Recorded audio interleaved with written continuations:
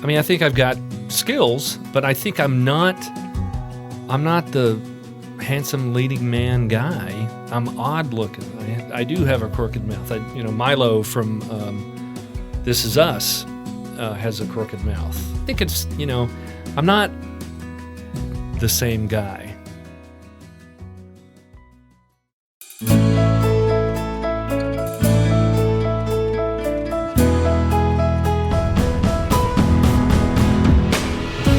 From Fiore Communications, it's How I Got Here, a show of inspiring stories from Tallahassee area leaders, business owners, and neighbors, all the challenges, opportunities, inspirations, the twists and turns of life that led them to where they are today. Everyone has a story worth telling, and I am really grateful that we get to bring a few of them to you. I truly have been changed by my conversations with these amazing people, and I'm confident you will be too. I'm Dave Fiore, and in this episode I speak with Bill Kelly, a guy who has never been afraid to try something new. He did gymnastics for the first time in college and made the team, worked in radio formats he wasn't familiar with, and became an actor after a fax came into the radio station looking for help with student films. And today, when he's not selling or producing local radio, he's flying around the country to be on the set with the likes of Samuel L. Jackson, Anne Hathaway, and Dwayne Johnson. Not too bad for a guy who says he was pretty invisible before he got cast in the lead of his high school play. We started with a question about how he would describe himself today.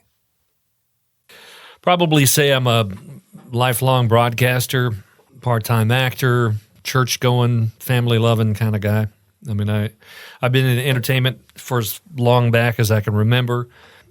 So I'm the entertainment type. So you grew up in central Kentucky, right? Richmond? Grew up in Richmond, Kentucky, which is a small town. Eastern Kentucky University is there, just outside of Lexington, about 30 minutes. Spent a lot of time in Lexington, but Richmond is, it's home. I go back there probably once every 5 years. I get a chance to go back and had a good life in Kentucky, Grew up running around, playing baseball, riding bikes, running into mailboxes with the bicycles and doing just normal kid stuff. It's amazing how we got up on a Saturday morning, watched cartoons, grabbed your bike, and you took off, and you didn't come home till it was dark. Till it was dark. Yeah, till it was dark. And sometimes after dark. It was usually my dad yelling out on the porch to come home, and we were always out doing stuff and dark cloud fights and building forts and just and being down and dirty kids. Yeah. I don't know if kids do that anymore, but we had a blast. Yeah. I don't think they do. I think there's too many things at least people are concerned with now. Yeah, for sure. Sounds like life was fun. So you had siblings. I mean, what was family life like? My dad was career Air Force. So we didn't do a lot of the traveling that a lot of families did, a lot of relocations. It was pretty much Richmond for my entire life. I mean, he would go on, tours of duty and be gone for 6 months at a time, something like that. But I had a sister, passed away in 98 due to a car wreck. And so I'm the only child now. But my parents have been together for 62 years. Wow. And live in Arab, Alabama now. Big city, bright lights. And is that in L.A.? It's not in L.A. It's in Up A. Up A. It's up near Huntsville. Not in Lower Alabama. Yeah, right. It's a fun little town. It's actually a pretty quaint little town. It's got all the staples of life, but they do roll up the streets at about 9:00 every night, right. So it's not quite the metropolis. So in today's world, what does it mean to you to have parents who have been married for 62 years?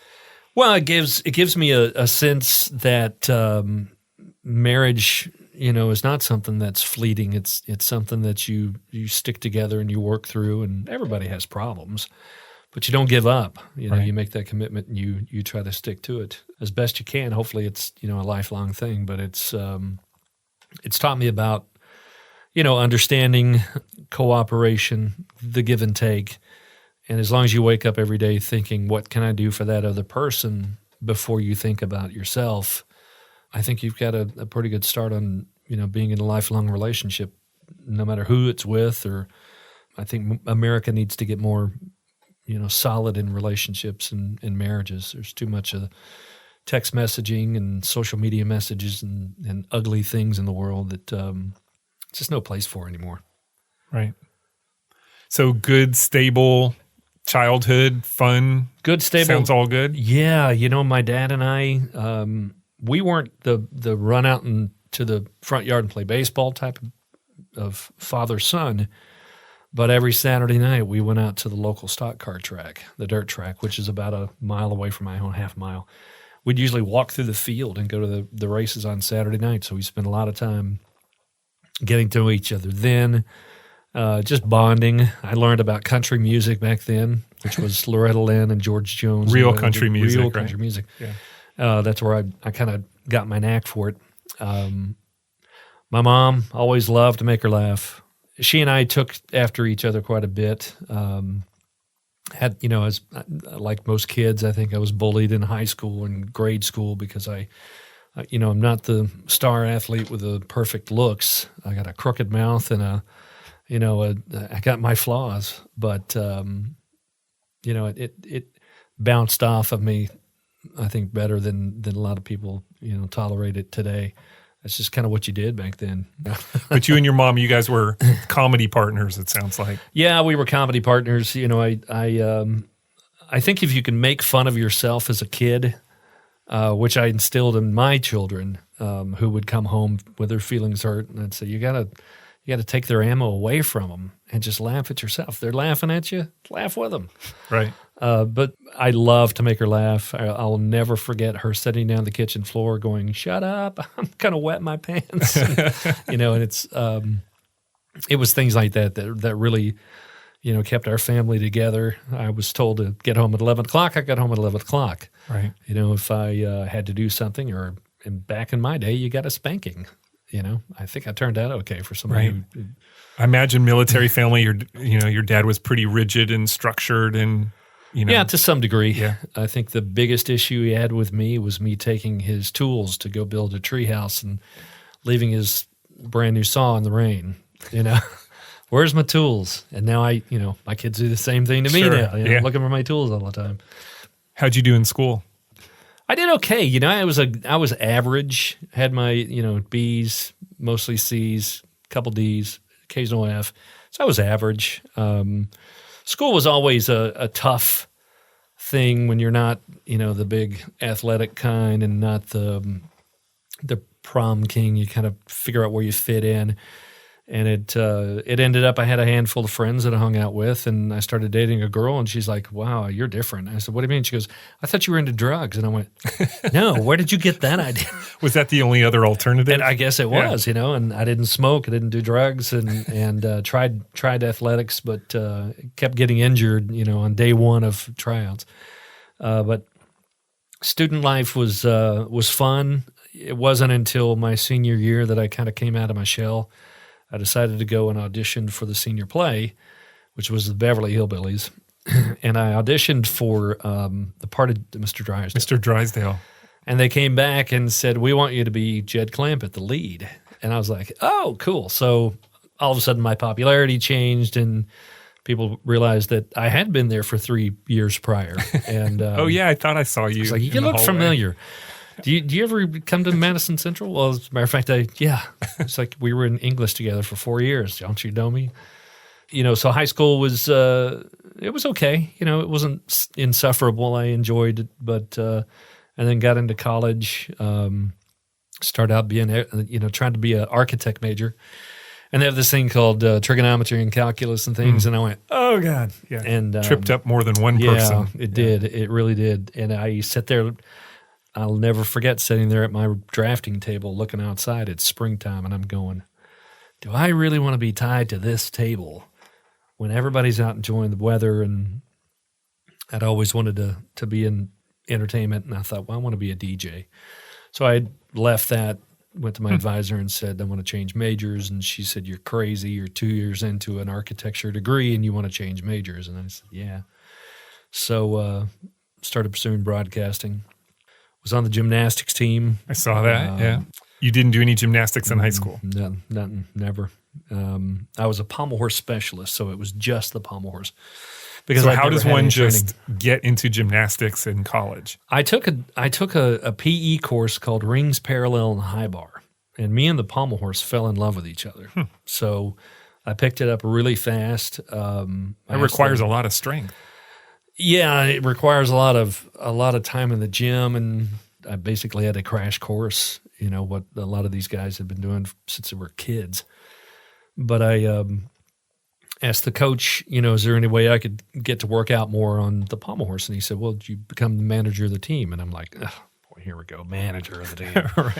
Yeah, that's going to get the girls. Yeah. And I said, will I be able to work out? And he goes, every day with the team. And it was, wink, wink, nod, nod. If you do this, I'll be able to give you some training. Right. So I did. And, as my duties were really picking up the laundry in the morning, first thing at 5:30 or so, and then turning around and taking it back at the end of practice. But every day I was in that gym all the way through the summer break, the whole thing. When we got back in the fall, I'd learned enough to where the coach put me on the team. That's amazing. And, How were your teammates? Did they like, who is this guy, or were they accepting and helpful? They were pretty supportive. Yeah.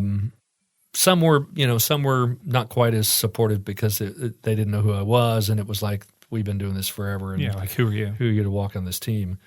I never competed because of a girl. I quit the team because of a girl, and then she left me.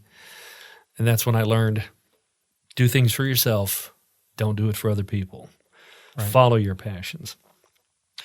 All right, so you are in broadcasting, and you wanted to be a DJ. So in your mind, what does being a DJ mean? Like spin the tunes and be the... This is 1981, and it's so odd. Casey Kasem Casey Kasem was the big guy back then with his Top 40 show, and right.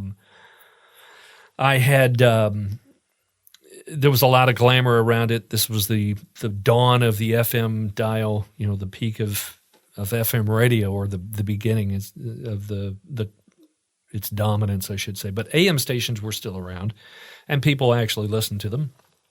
So I took 2 turntables in a cassette machine, and I just made the worst air check in the world. And I took it down to our little local radio station, which is a 1,000-watt daytime signal AM station, WEKY, which oddly enough, when I moved down here, Frank Ranicky also worked at WEKY Really? when he was in Kentucky. So we ended up, we'd started at the same station, different times. Right. Legendary WCTV newsman Frank Ranicky.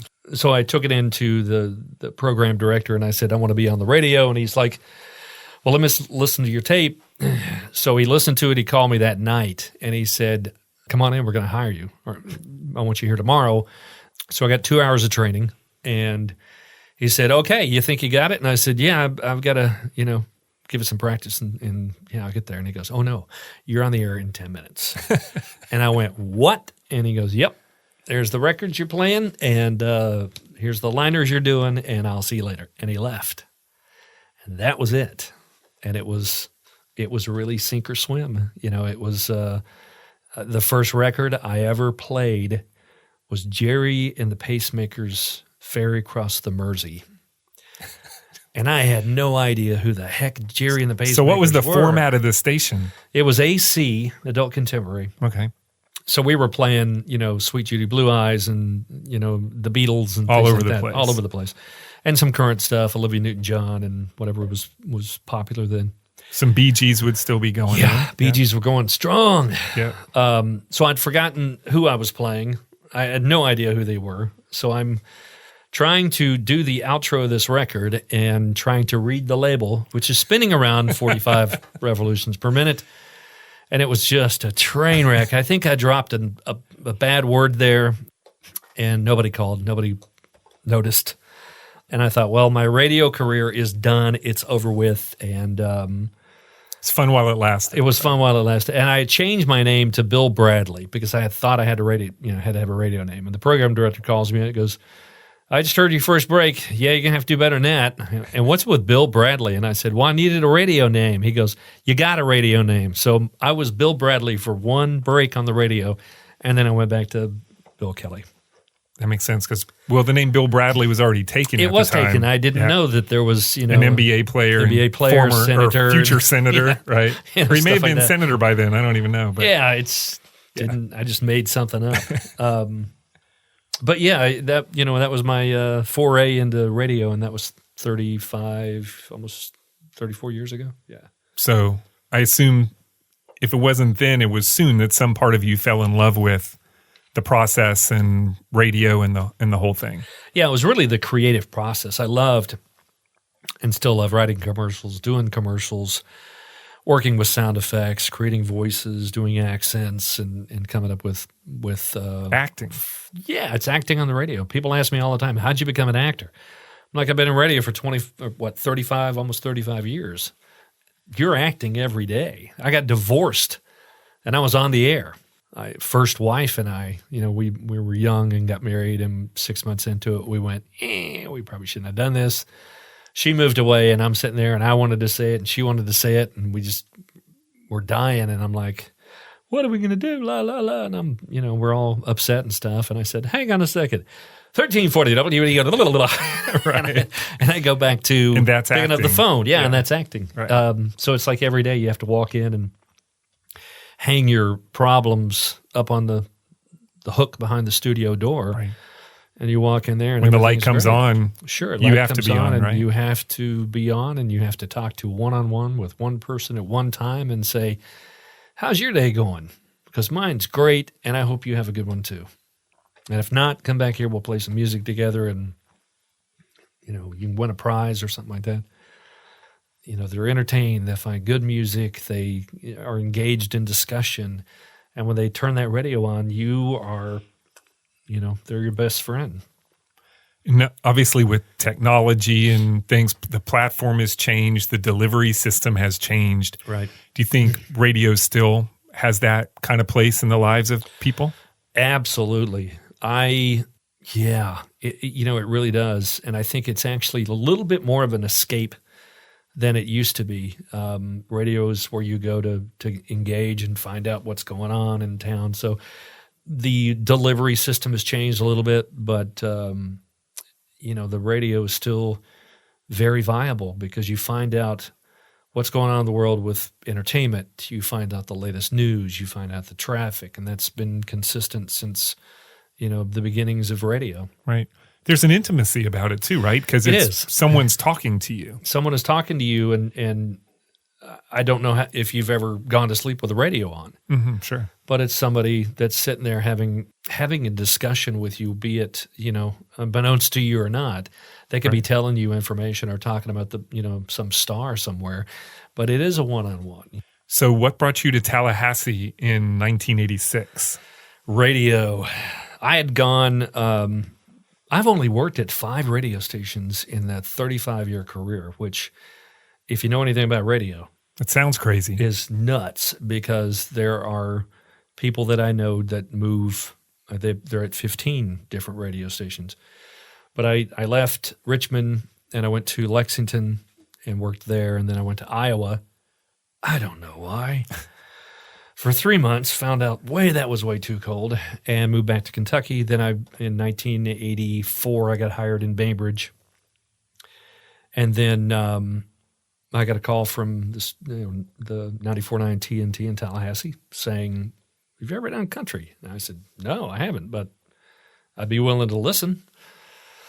And they hired me to be the music director and come in and develop the radio station. And did you like country music? I did. I came in at a time where, and it goes back to the racetrack and my dad. I learned about country music and had been exposed to it for many years prior. But I loved country music. Loved getting to meet a lot of these people. They came through town. I met the stars. Dolly Parton called my mother, for me as a favor. Garth Brooks a couple times. Shania, the many concerts that came through town. Conway Twitty, George Jones.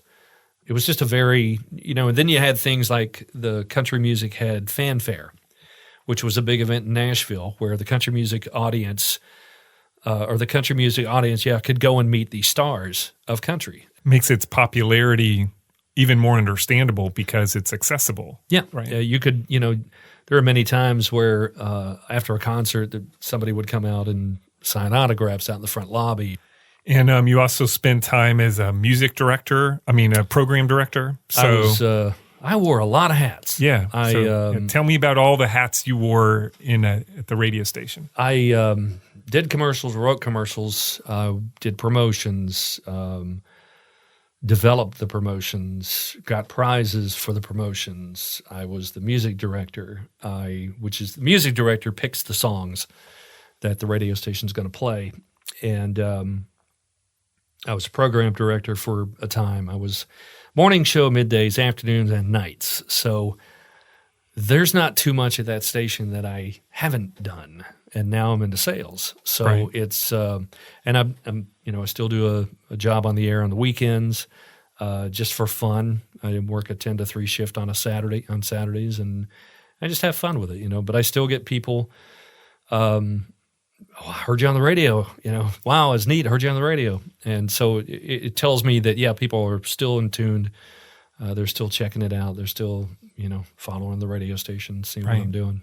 And I did want to touch on in 1988, you received a CMA nomination for Music Director of the Year. I was nominated for Music Director of the Year. It was surreal. It was like, wow, that's kind of cool. So you went to the ceremony and I didn't go to the ceremony. Oddly enough, that's one of the big things of radio was to have that ability to get nominated. So I didn't get to go to the ceremony because they only take the winner. They knew who the winner was. Yes. Well, they once they announced the nominations, they whittled it down to 3, and then they announced the winner prior to the CMA, so they knew who it was in advance. Rudy Fernandez out of Texas. I hate you. No, you're a good guy. Still bitter. Yeah, not that I'm bitter anymore. But it was just, it's really what they say. It's being nominated is such a huge honor. And I didn't get a plaque. I got a sheet of paper with the CMA logo on it. Said Bill Kelly, nominated for Music Director of the Year, Small Market. Yeah, it's it's fun to get those accolades. It's fun to do it, but it doesn't define who I am. I would like to think that being a part of somebody's making a difference in their life is what I much more important. For. Yeah, it's a lot more important. Yeah, that's great. All right, so I know you were Jed Clampett, so I don't know if that's where you caught the acting bug, or when did you decide that acting was going to be something that you were going to pursue? It was a stage production, which I've, to this day, that is the only stage production I have ever done. People ask all the time, isn't it? I'd be a nervous wreck if I was in a TV show or something like that. Quincy, Monticello, Tallahassee, they're community theaters all over the place. Yeah, and they're great. I love watching them. We're going to go to Monticello and watch one coming up. I forgot who it is. But yeah, it's great. It's just not me. Theater is a whole different thing.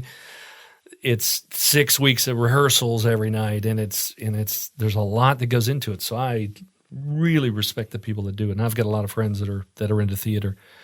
But yeah, it was Jed Clampett, and in Richmond, Kentucky, you didn't have local theater. You didn't have avenues to explore where you could go and do theater or any type of film work. Right. You had the school play, basically. That was pretty much it until about 2003 that we got a fax into the radio station that said open auditions at the FSU Film School. And I will never forget that day. I stood there and I looked at that thing and I went, I'm doing this. This is my first opportunity in years to go and explore something I have such a passion for.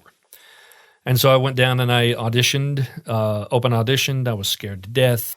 So I did that, and I got a couple calls for, I think I was an extra once on a film. I'll never do that again. No extras. No extras. And then I got a film that I was one of the lead actors on that was horrible. I was awful in it. The film was good. I looked, you're always your own worst critic, but I look at that now and I'm like, oh man. So I kept auditioning every time the opportunity came up. It's twice a year. And I made sure I went and auditioned every time to be fresh and to get skills on being in a room with people and auditioning and live, in person. Long story short, after about 30 short films and numerous competition commercials, I had finally had enough to put a reel together. And after I got divorced, I said, I am going to try now to get an agent. To get a good agent, you have to have a referral. I didn't learn that immediately, but I knew I was going to be pretty So you picky. can't go in cold to an agent and say, I want you to represent me? Yeah, it's not to get anybody really good. I had an agency in Nashville that wanted to hire me. So I drove to Nashville and I did a cold read for them. And they said, well, we like you. We want to sign you. But what if we have a car commercial from the dealership here that needs to be done and you're not available? And I went, car commercial? You're not the guys for me. So I had done a film at Florida State where I found a local film actress who had a good agent and had been doing some good stuff. So I asked her for a referral. She referred me to Brevard Talent in Orlando, Tracy. Went down and did a cold read for her, and she said, I'll let you know. 2 weeks go by, and I hadn't heard anything, and so I thought, well, I'll just shoot an email out to her and say, thanks for considering me, la, la, la. She writes back, oh, I forgot to call you. I'm signing you. Oh, okay, good. And then it kind of took off from there, and it was shortly thereafter that it really started to That's roll. great. Yeah. The lesson there is the importance of the follow-up email. The importance of the follow-up email. Yes. All the time. And don't go with the first person that wants to. That's true too. Wants to sign you. And I also wanted to point out that, you being in Tallahassee, Florida State's got one of the premier colleges of, was it motion picture arts? Right. This opportunity wouldn't have happened anywhere. It would not have happened if it weren't for that film school. And I cannot thank that film school enough for what they allowed me to do, because it was, and again, people ask me all the time, how can I get into acting? I'm like, do the work. Go get in front of a camera. You did like 35 movies, right? Yeah. Before I that's started doing professional stuff. Right. And it's like, you got to do the work. It's like, can you get me in this film? No, I can't get you in this film. First of all, I'm nobody. I'm just an actor. But you have to have the work. I had a lady that is a friend of mine that had come to me, and she said, we're going to get our son into films and television like you. And I said, really? What's he done so far? And she said, oh, nothing. We got an agent now, so he's going to get all that for us. And I said, well, it doesn't really work that way. You have to have the work before you can get the agent. She said, well, how can I get the agent? It's a catch-22, but you got to get in front of a film, some type of filmmaker somewhere. Right. And I said, you should really run, because what's going to happen is you're going to get – this agent's going to, quote, sign you, and then it's, well, you need headshots. They're only $300, and we'll take care of that for you. Oh, well, he needs acting lessons. That's $500. We're going to take care of that for you. And, of course, runway. You can't do anything without that, and it just – it's a scam, because they want to make money off of you. The way an actor's agent works is they make money when you make money. So if my agent gets me a job, I cut her a check for 10%, not the other way around. And so I think a year and a half later, I happened to see her at Cascades Park, and she said, we should have listened to you. And I said, how much did it cost you? And she said, oh, about $15,000. Wow. And they are so hyped up about their kids being into movies and getting into film that they're spewing out the money and not realizing that there's nothing coming back. And it probably never will. Hey, everybody. Just a quick reminder that this episode is brought to you by Fiore Communications. Just like people, every business has a story to tell, and we've been helping our clients tell their story since 2001, because who you are as a company is just as important as what you do. To learn more about how telling your story can make a difference in your business, visit FioreCommunications.com. Thanks again for listening. Now back to the show. So 2012, you get your first professional role in Burn Notice, right? Yeah. I can't remember which was first. I think I shot Pain and Gain first. I'm not sure. I had auditioned for a couple things like right there back to back. And it was, I remember I did one. I did Pain and Gain, I think, first. And I went to Miami, and my very first professional gig, first of all, I thought I'd gotten a different part. So I go down there, and I'm thinking I'm one guy, and I'm actually the other guy. And my first job is, Mark Wahlberg, Dwayne Johnson, Anthony Mackie, and directed by Michael Bay, who likes to blow things up. And so I didn't have a lot of lines, but it was a memorable little scene, and I didn't even know if I made the film. I mean, it's one of those things where you do it and you go, wow, I hope I didn't get cut out. And then a friend of mine that went to the film school is out in L.A. at the editing house that is editing the film. And he happens to walk by the door of the guy editing part of the film that I was in, and he messages me and says, oh, my God, I just walked by this guy's door, and there you are on the screen. And that's how I found out that I actually made it into the film.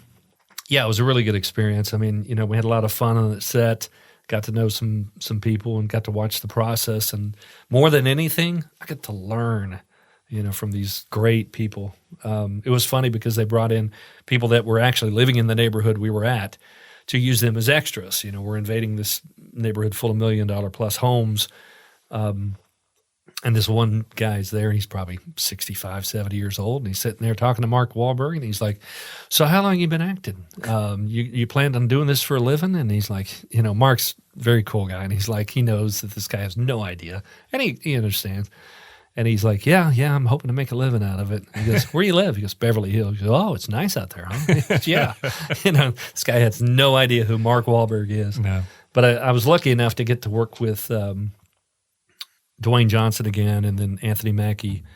So, and then I got a call to go to the audition for Burn Notice as I got on the interstate to leave Miami. And she's like, could you turn around, stay another night, and do Burn Notice audition? So I did that, and that was my first two projects right there. That's awesome. So you did, that led to a lot of roles over time, TV, movies, Netflix series, Bloodline's one of my favorites. Love that show. Yeah, people are still watching that show like crazy. I was disappointed that it seems like they just wrapped it kind of quickly. They really had to. The incentives had dried up for Florida, and I'm going to hold on my political jargon here, but the guys up there in our legislature decided that it wasn't bringing enough money into the state and cut the incentives or didn't renew the incentives. So that ended up 6 seasons, from what I understand, wrapped up into 3. So it was, short-lived. Yeah. But it was supposed to go they were hoping for 6 seasons. Right. Yeah. Halt and Catch Fire was another one of my favorites. I love the telling of the computer business in Texas during that time, and the beginning of the internet and all that cool stuff. That was a pretty cool period of time technology-wise. Yeah, it was one that, a lot of people, younger people these days don't realize that this iPhone or this, laptop or this iPad that you've got had very humble beginnings. You played the heartbroken dad online who realized that his information had gotten further than he hoped. That is the precursor to everything that we know now of your phone getting hacked, your emails getting hacked, phishing, online scams. All this stuff started with chat rooms, and all of a sudden your private chats really weren't that private. And so here I'm playing a father who had recently lost a son, and I'm selling off some of his, his computer stuff that I really don't know much about. So who's your favorite person you think you've ever worked with? Wow. I have been so blessed that I have not met a jerk yet. Really? I mean, Michael Bay was, he had a bad reputation for being explosive, and it was, he was a great guy. Directors, I just worked with Ron Howard. Fantastic director. Super nice guy. Worked with George Nolfi on The Banker with Anthony Mackie and Nick Holt. They've been fantastic. Dwayne Johnson, super nice guy. Kyle Chandler, Enrique Murciano, Linda Cardellini, all the people from the Bloodline. Bloodline. Yeah. Sissy's amazing. Sissy Spacek, sweet lady. So I've always kind of wondered about that. If you're not an A-level superstar actor making the millions, and I'm not. Well, just the millions part. The other part's true. That is there a diva-ishness about it, or it sounds like everybody's super nice and you're all kind of on the same team and everybody works together really well?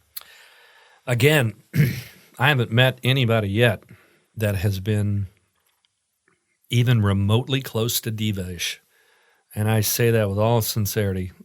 Sissy Spacek walking into the makeup trailer when I'm my hair is sticking all sorts of ways. They're cutting it and styling it, and she's bringing in her daughter to meet, people. I introduced myself to her again because I'd met her once before, but I'm like, I'm nobody. And she goes, I know who you are, Bill. And I'm like, wow, that's pretty Sissy cool. Spacek just said that to me. Kyle Chandler came and knocked on my door the first day of production and said, you want to go run lines? So we went to the sheriff's, the set, and went to the sheriff's office and sat there and talked over the scene and ran over the lines, and it was great. Have you ever been starstruck by anybody the first time you met them? Not really. I think that goes back to the radio portion of it, where I got to meet a lot of country music stars and rock stars and stuff, that I was kind of past that. You're always impressed, when you meet the real person, you're like, wow. So it's, it's not starstruck, but it's a lot of respect. Respect, yeah. So this may seem like an odd question, but it seems like you have a lot of acting momentum. It seems like you're just getting busier and busier. What do you attribute that to? Why do you think you're getting cast so often? Honestly, I think it's, I think I've got skills, but I think I'm not the handsome leading man guy. I'm odd looking. I do have a crooked mouth. I don't look like every other guy that's out there. So I think that helps a bit. That works to your advantage for this. Sure. It's, and I just have a passion for, studying it and studying actors. And does that continue now? Do you always working on it? Absolutely. I haven't, I think you learn from every actor out there. You learn from some of these guys. They're young, and you look at what they're doing, and there's some amazing younger talent. And then you look at some of the older guys, and you look at the Al Pacinos and the Robert De Niros, and the Sean Penn is an amazing actor to me because he's a chameleon who can change into pretty much any character he wants to do. To me, he will always be Jeff Spicoli, but I understand he's done other things since then. He is, yeah. It's amazing because I went back and saw Fast Times at Ridgemont High not too long ago, and I look at that and it's like, wow, that was Jeff Spicoli. And I've seen him in Mystic River, which was amazing. He played a kind of a mobster. Crazy. I just watched that. Milk, which is the story of Harvey Milk, but he's an amazing actor. And a friend of mine just got to work with him. And I'm so jealous. She's from here, Julie Moss. Got to work with him in a series on Hulu, I think it was. And then Johnny Depp, But anyway, you go back and you look at some of the things that these people do, and it's just you're always learning from every different character they do. I'm curious, do you get recognized in town by people who don't know you? Not often, no, which is good. It doesn't, It's I'm just me, the radio guy. I'm just me who goes to church, Canopy Roads. I'm just me who goes through Chick-fil-A, and it's like. So you're saying you don't have a driver then? Yeah, no, yeah. It's I don't get noticed much. So it's kind of when somebody does, they go, "Oh, I love Jim Blunt." A funny story is I was sitting in Chick-fil-A on West Tennessee Street. And I'd gone over there, and I stopped, got some chicken nuggets. I'm sitting there looking at my phone, eating my nuggets. And this guy walks up, this college kid walks up and goes, "Are you in Bloodline?" And I went, Why, yes. As a matter of fact, I am. And thank you for asking. And thank you for asking. And he said, a friend of mine, we're just binging that. And I looked over and I'm like, that can't be. And thought I'd ask. And I said, yeah, it's kind of weird. I never get recognized. It's not, you're talking about me being in, usually it's one episode here of this show and over there. So right. The odds, unless they watch Bloodline. You'd have to be a real fan of some of those shows. Yeah, oddly enough, I'm in Miami, and somebody came up and they had tickets for the Miami Dolphins game. So I go watch Miami and Green Bay play. There's nobody down there I know, so I went by myself. And I'm sitting in the middle of this big, huge stadium with thousands of people everywhere, and I'm at one of those stand-up tables, and I'm eating a hot dog, and this guy walks up and goes, weren't you in Burn Notice? And I'm like, how do you do that? That's right. I mean, that's like, I can't even imagine. I'm in 1 minute of one episode in season 6 out of all those seasons, and this guy recognizes me from it's crazy. From that. Yeah, it's really weird. Yeah. It's entertaining sometimes. Yeah. Yeah. I want to shift gears a little bit. Tell me about your family. You have 3 sons? I have 3 sons. Awesome kids. I love my kids so much. They're great kids, all boys. Thank you. My oldest, Brandon, so he runs a restaurant in St. Pete. Very proud of him. He's struck out on his own, moved away from town, and living his life down there, and which is what I did when I was his age. My middle son is in law enforcement, Nicholas, married, no grandkids yet, but everything's going good. I mean, they're my daughter-in-law Vanessa is like this awesome girl that I couldn't have picked a better girl for my son. And then my youngest, what's his name? Grayson. Just kidding. Youngest, they love that. Yeah. It's the middle who gets forgotten most of the time. So. Yeah, and he reminds me of that from time to time. But my youngest is getting ready to go into firefighter school and wants to be a firefighter. He still lives at home. If you're listening, son, pick up your room, please. But they're all great kids. They're driven. They got a great work ethic. We just went to and then my fiance Nancy was awesome. She's the light of my life. And so we just took a trip to Boston, and it was great seeing my sons in that big, huge stadium, Fenway Park, singing "Sweet Caroline" with our arms around each other. Having such a good time. So all three, you all got to go.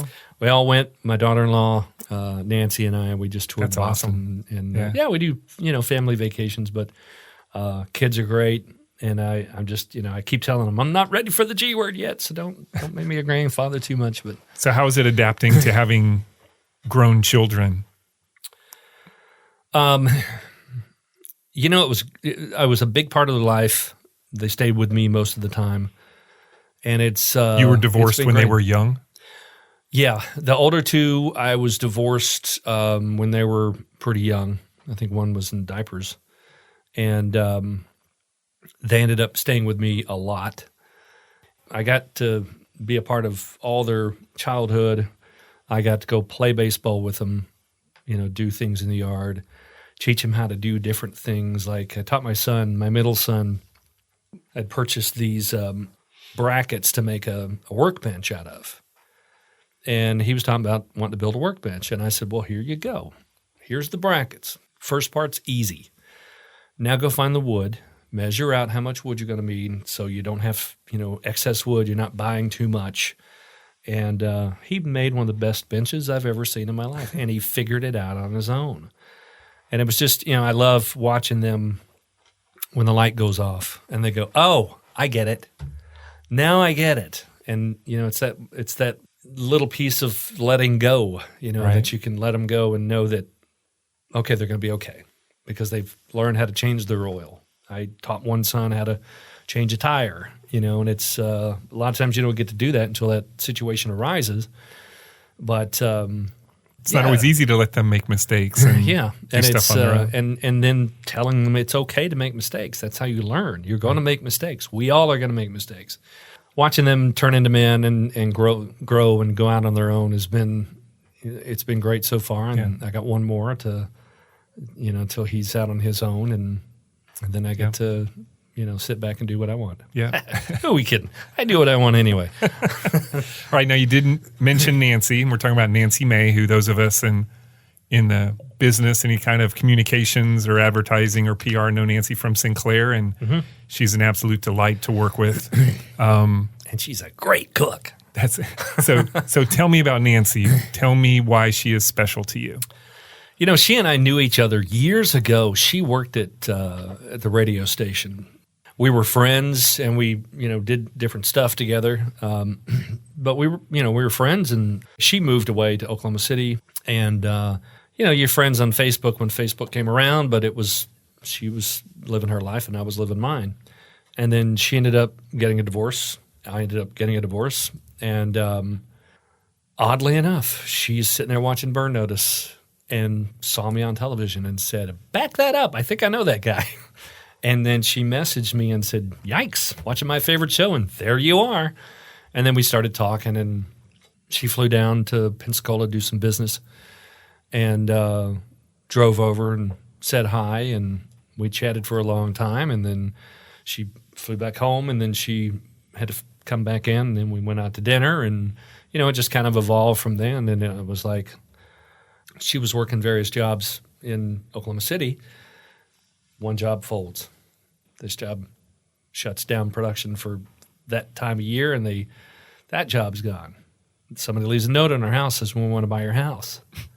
That's a lot of signs. Me, and I went, she goes, "What do you think I should do?" And I said, "I think you should move here because God is telling us you need to move here." And she went, "Are you sure?" And I went, "Absolutely. I don't think I've ever been more sure of anything in my life." She's an absolute joy. My kids love her. I think they love her more than they love me. They go to her for advice. She's very intelligent. She's beautiful. She's a great cook. Did I mention that? You did mention that. She's got a sense of style, which is why I don't wear anything I used to wear, nor do I have any of the furniture I used to have. But it's been a blessing. Yeah. And you mentioned Canopy Roads, Canopy Roads Baptist Church. Tell me the role of faith in your life. Huge. It's sad that people don't like religion as much as younger people today. Our pastor's fantastic, Matt Hall. We had an excellent service on Sunday, and it was talking about fanaticism of religion and how people point the finger and go, Bible verse this and Bible verse that says you shouldn't do this and you shouldn't do that, and how they're labeled religious fanatics, and what they actually need is more religion in their life, because Christianity is not based on pointing the finger and judging other people. It's accepting other people, and it's loving other people, and knowing that other people have rights, no matter who they are, what background they came from, who they love. Those people should be priority one in your life because they're just like everybody else. So it plays a big part. Took me through some tough times, divorces and financial issues, and the power of prayer to me is huge. I talk to God on a daily basis. Every night when I go to sleep, I thank Him for another day and learn to pray. You'll be shocked at how well it can do. You got problems? Let them go. Hand them up. I sat in a parking lot crying my eyes out because I was going through this horrible time in my life, and I said, I can't do it anymore. You take it. You take it. And it worked out, So it's a big part of my life, and I love taking my kids. I love inviting people to church. Don't be afraid to go to church. People aren't going to judge you. It's the ones who do need more religion in their life. They need to be the ones who listen more and learn to love more. Looking back, what is the one person or thing that has changed or altered the trajectory of your life most? I really want to say probably one of two things. That senior play changed my direction. And then seeing that fax or sitting at that table and making that decision that I wanted to be a DJ, and not doing what somebody else told me they wanted me to do or expected of me. Because my dad said, don't be a DJ, you'll never make any money. That's not a career. Well, that was 35 years ago, and he'll sit down at the table and eat the crow that he dished out for that one. He's more than happy to say, well, I was wrong. Right. Well, to me, all those three things have in common is that you were faced with making a leap into something that was outside of your normal, what you normally did. Yeah, I was so shy prior to that senior play. I was so unsure of myself. I didn't want to hurt anybody or mess up and be embarrassed. I think it was those areas of taking that leap of faith and going, I'm going to try it no matter what. Okay, last question. The name of this podcast is How I Got Here. Where do you think here is going to be for you 3 to 5 years from now? I've got some good projects that are coming out. I think the here is probably going to be a little bit more into the film and television part of it. I don't want to jinx myself, but hopefully that'll be more work. I've got 2 projects that are coming out that, if they keep all my scenes, will be good. The Banker will close the AFI Film Festival at Grauman's Chinese Theater in L.A. I've got 6 scenes in there with Nick Holt, Anthony Mackie, and Samuel Jackson. And then I'm not sure if it is absolute positive gonna play, but a film I did with Anne Hathaway, I've got a scene with her called The Last Thing You Wanted. That'll be on Netflix. And that'll be, if it goes according to plan, I think they're trying to get it to debut to premiere at Sundance. So hopefully those 2 things will help, nudge my career along a little bit more. But auditioning like crazy. I do probably 40 auditions a year. If you get 2, you're doing pretty good. So hopefully it'll be more film and more television. That was Bill Kelly. He may hang out with the Hollywood elite sometimes, but if you're looking for his entourage around town, you won't find it. Bill is just a regular guy who happens to be following his dream. And so far, it's worked out pretty well. Thanks for listening to the show. You can subscribe at Apple Podcast, Spotify, or wherever you get your podcasts. And while you're there, please leave us a review. It really does make a difference. Thanks to my amazing staff at Fiore Communications, who pick up the slack while I'm working on these podcasts, and to Troy Bloom for composing our theme music. You can hear more of Troy's creations on Facebook and Instagram at Troy Bloom Music. To connect with the podcast or suggest a future guest, follow us on social media or email us at podcast@fiorecommunications.com.